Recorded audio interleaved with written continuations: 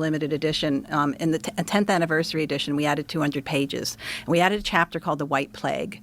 The White Plague is also tuberculosis. Tuberculosis was a side effect of the smallpox vaccine. Tuberculosis rates were rampant. And in fact, the inventor of the smallpox vaccine, his child died of tuberculosis, and so did his 2 test subjects that he used. And it was well known to follow smallpox. Lots of doctors talked about it.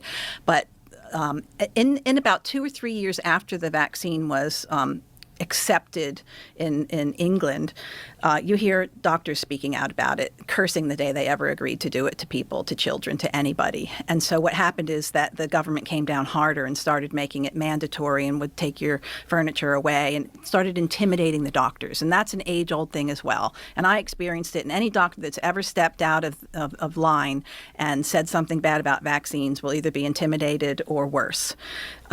So 226 years of propaganda, and so I'm just going to give you one example, and I'll give you a copy of this to have, and you can put it up later if you want. But in 1984, because there was so much going on in terms of the public learning about the problems with the diphtheria, tetanus, pertussis vaccine and the polio vaccines, that a federal register was issued by the government and went to all health departments in the United States, which is supposed to be just kept there and never circulated. And it said, quote, "Any doubts, whether or not well-founded, about the safety of the vaccination program must not be allowed to exist."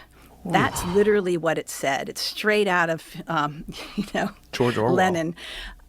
So you had that, and then you have the changing of the goalposts and the outright lies within scientism, because it's not science. It's a religion that calls itself science, and we still are a victim of that today.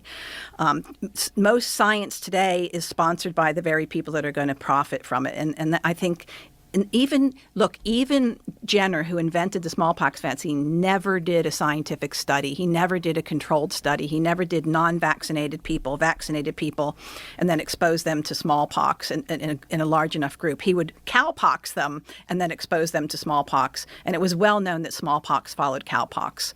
So it's just been, look, again, I never expected to be here. I just wanted to be a healer. I just wanted to be a doctor. I wanted to be a nephrologist and teach medical students and make the world a better place for people. That's all I ever wanted. This is a nightmare for me, actually,